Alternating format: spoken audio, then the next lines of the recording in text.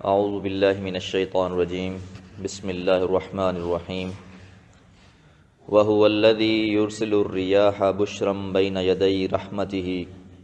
حتی اذا اقلت سحابا ثقالا سقناہ لبلد میت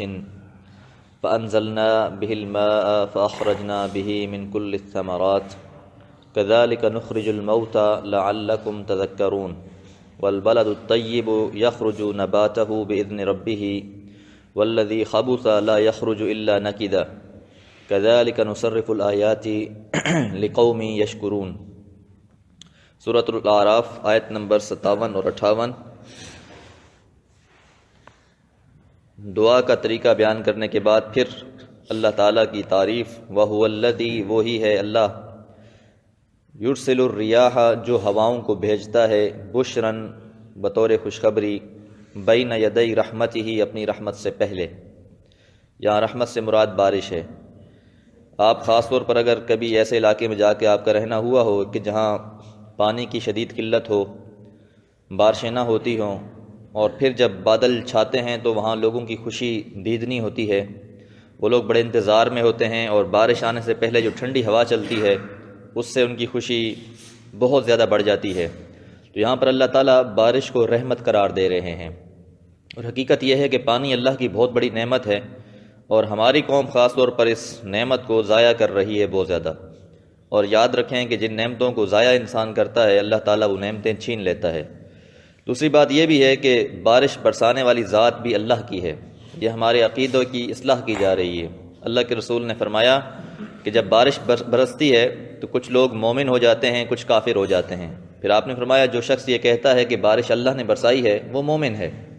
اور جو یہ کہتا ہے کہ بارش فلاں ستارے کی وجہ سے یا فلاں کی وجہ سے برسی ہے تو وہ اس کا ایمان اللہ کے بجائے اس چیز پر ہوتا ہے جس کی طرف اس کی نسبت کر رہا ہے۔ اس لیے یہ بارش برسانا اللہ تعالیٰ کا کام ہے، اللہ ہی بارش برساتا ہے۔ حتیٰ اذا اقلت صحابا، یہاں تک کہ وہ لے چلتی ہیں ہوائیں، حتیٰ اذا اقلت صحابا ثقالا، یہاں تک کہ بادل بھاری ہو جاتے ہیں، ایسے بادل جن کے اندر پانی ہوتا ہے، سقناہ ہم ان کو لے کر چلتے ہیں، لبلد میت، ایسی علاقے کی طرف، ایسی زمین کی طرف، میت جو مردہ ہوتی ہے، زمین بنجر ہوتی ہے، خشک ہوتی ہے، فانزلنا، پھر ہم نازل کرتے ہیں، اتارتے ہیں، بہ الماء، اس کے اوپر پانی، فاخرجنا، پھر ہم نکالتے ہیں، بہ اس کے ذریعے، من کل الثمرات، ہر پھلوں میں سے۔ ایسی زمین جو بنجر زمین ہے اس کو مردہ سے تشبیہ دی گئی ہے کہ وہ مردہ ہوتی ہے، پھر اللہ تعالیٰ کی طرف سے ابر رحمت نازل ہوتی ہے، اور اس ابر رحمت سے اس زمین میں دوبارہ زندگی پیدا ہو جاتی ہے، نئے پودے نکلنا شروع ہو جاتے ہیں، اور پھر پھل فروٹ اور ساری چیزیں اسی سے نکل رہی ہوتی ہیں۔ اور اگر کوئی علاقہ ایسا ہو جہاں بڑے عرصے تک بارش نہ ہو تو پھر وہاں کوئی گھاس وغیرہ اور دوسری چیزیں بھی نہیں اگتی، جس طرح آپ صحرا کے علاقے میں کبھی جائیں دیکھیں تو دور دور تک آپ کو کوئی پودا نظر نہیں آتا۔ وجہ یہ ہے کہ پانی نہیں ہے، پانی زندگی ہے، پانی سے ہی انسان کی اور سب چیزوں کی اللہ تعالیٰ نے تخلیق کی ہے، جس طرح قرآن میں اللہ تعالیٰ فرماتے بھی ہیں کہ ہم نے ہر چیز کو پانی سے تخلیق کیا ہے۔ اب یہاں یہ بات کرنے کے بعد اللہ تعالیٰ اگلی بات فرما رہے ہیں، کذالک، اسی طرح، نخرج الموتى، ہم نکالیں گے مردوں کو، لعلکم تذکرون، تاکہ تم لوگ اس بات سے نصیحت حاصل کرو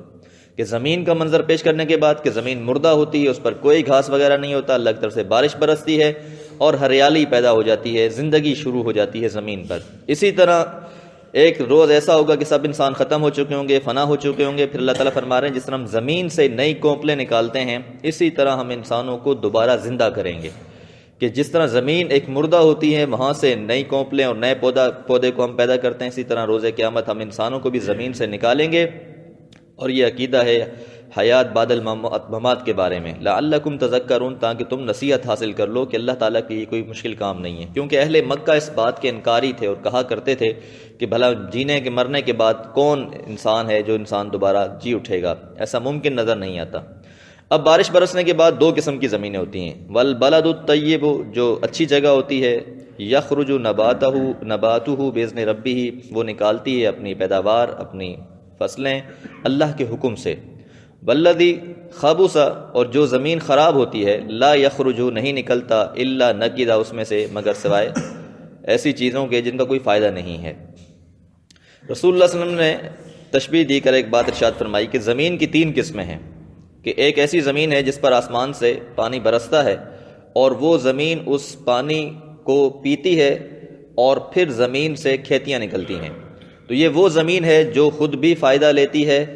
اور دوسروں کو بھی فائدہ پہنچاتی ہے۔ پھر فرمایا دوسری زمین وہ ہے جس پر بارش آسمان سے برستی ہے اور پانی اس میں جمع ہو جاتا ہے، وہ خود تو اس کو نہیں پیتی لیکن جانور اور انسان اس سے فائدہ لیتے رہتے ہیں۔ اور تیسری آپ نے وہ فرمائی کہ ایسی جگہ ہے جو آسمان سے بارش برستی ہے، نہ وہ خود پانی پیتی ہے نہ اس کو جمع کرتی ہے بلکہ سارا پانی ضائع کر دیتی ہے۔ پھر آپ نے تشبیہ دی کہ میری شریعت، اسلام اور قرآن کے معاملات بھی ایسے ہی ہیں کہ اللہ تعالیٰ نے اس کو اتارا ہے۔ کچھ انسانوں کے دل تو ایسے ہیں جو ان کو قبول کر لیتے ہیں اور قبول کرنے کے بعد خود بھی اس پر عمل کرتے ہیں اور اس کو آگے بھی پہنچاتے ہیں، تو یہ وہ پہلی زمین کے ساتھ تشبیہ دی گئی ہے جو خود بھی فائدہ لیتی ہے بارش سے اور دوسروں کو بھی فائدہ پہنچاتی ہے۔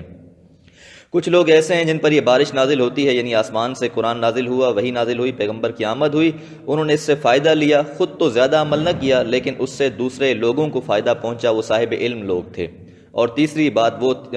لوگ وہ تھے کہ جن کے پاس یہ رحمت پہنچی، قرآن آیا، لیکن نہ ان لوگوں نے اس کو خود سمجھا، نہ اس پر عمل کیا اور نہ کسی اور کو اس سے فائدہ ہوا۔ تو اس لیے یہاں پر یہ بات بیان کی جا رہی ہے کہ انسان کس طرح کے عمل کر رہا ہے۔ تو زمینوں میں بھی جو اچھی زمین ہوگی اس سے اچھی پیداوار پیدا ہونا شروع ہو جاتی ہے، اور جو زمین فضول ہوتی ہے، بارش سے اس سے اچھی چیز لگنے کے بجائے الٹا کانٹے اور اس طرح کی چیزیں ظاہر ہو جاتی ہیں، جو اس کے اندر کا خبث ہوتا ہے وہی ظاہر ہو جاتا ہے۔ تو اسلام جب نہ آیا تو بہت سے لوگوں نے اسلام کو قبول کر لیا اور وہ مومن ہو گئے، اور جو لوگ جن کے دلوں میں نکد تھا، جن کے دلوں میں خرابی تھی، انہوں نے اسلام قبول کرنے کے بجائے الٹا پیغمبر رسول صلی اللہ علیہ وسلم کا اور اسلام کے دشمن بن بیٹھے۔ کذالک نصرف الآیات، اسی طرح ہم نشانیاں بیان کرتے ہیں، لقوم، ایسی قوم کے لیے، یشکرون، جو شکر ادا کرے۔ تو یہ بار بار اللہ تعالیٰ مختلف جگہوں پر علامتیں اور نشانیاں اور مثالیں اس لیے پیش کرتے ہیں تاکہ انسان ان باتوں کو سمجھے، دیکھے، پرکھے اور پھر اس کے مطابق اپنی زندگی کو بدلے۔ اللہ تعالیٰ سے دعا ہے کہ اللہ تعالیٰ ہمیں قرآن مجید کو سمجھ کر پڑھنے کی توفیق عطا فرمائے۔